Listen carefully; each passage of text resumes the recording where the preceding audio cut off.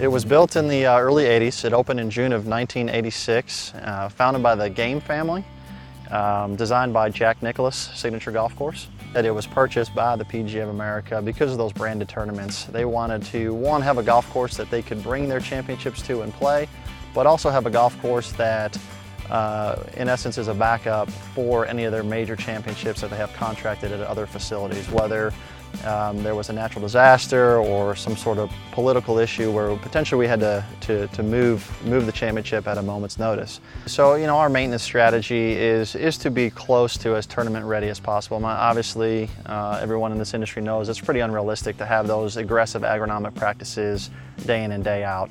But in a moment's notice, within a week or 2 weeks' time, we could have the golf course primarily ready for a championship. That requires, obviously, you know, quite a few resources to do that. And it's certainly important to keep this golf course in great shape for our members and guests. I mean, that's obviously another primary focus for us. This is a great property, and in such a short period of time, you know, since the club was established in '86, we've held a series of championships. We've held five major championships. And most certainly the Ryder Cup in 2008. It's a very difficult golf course, especially if you tip it out. You certainly want to make sure, as in I think most cases in golf, you want to be in the short grass, you want to be in the fairways. The rough can be extremely difficult here, and it can play long. So if you want to challenge yourself and step it out at, you know, plus 7,400 yards, it's very difficult, but very aggressive agronomics. A lot of monitoring the golf course, obviously the summertime with managing the bent grass and water management is super critical. So it takes a lot of manpower to monitor the golf course, do a lot of hand watering, you know, checking greens and checking the 30 acres of fairways that we maintain. We're actually sit on total acreage is about 435 acres that the golf course sits in. We own a lot of surrounding land. The golf course primarily sits on about 250 of that is the concentration, but kind of a unique design here with this golf course. The front nine is, which you hear a lot of people say, is very linksy. It's kind of open, more native areas on the front, and then as you make the turn to 10, a lot of people refer to it as a parkland setting. You know, you get back here in the trees, and the elevation changes on the back nine are pretty dramatic. And it's amazing to, when you come on the property, and you hear it all the time, when people see it on TV, they come to the property and they're just blown away. We have some great partnerships out there. Club Car is one of them. The Club Car is a 3-year lease program for us.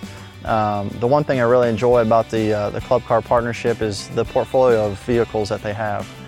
We've set it up here and had the opportunity to sort of custom build our vehicles for the golf course. We have 4 different vehicles here on the property. To be able to customize them, you know, we've been able to put rooftops on them to protect the guys from the sun, windshields for the off season when it's a little cooler. We're out here working to keep us out of the cold a little bit, and then the ability to put you know, different amenities on those vehicles where we can you know, tool racks and the equipment boxes where guys can carry their tools or supplies and their gear out on the golf course to stay out on the golf course for longer periods of time. They're great for towing. We're very easy to tow trailers, and we typically double up mowers a lot to do different maintenance practices around the golf course. Yeah, the Club Cars have been, they're very simple units for the most part. You know, they're very easy for the guys to use. They're very roomy for the size. You know, they're kind of nice. The seats are very comfortable. The suspension seems to be very good, you know, moving around the golf course and on the terrain. Reliability of the equipment is key. I mean, it's key to uphold and be able to uphold the standards. And the last thing you want to do is, you know, struggle with equipment, and that's been a huge investment and priority for the PGA of America and Valhalla to make sure that we have the tools and resources to be successful. But it also takes a great team to help maintain that. I've got a great mechanic here that is fantastic, and you know, he's actually a one-man operation for all the equipment that we have, and he does a phenomenal job in keeping up with the maintenance on all the equipment for us.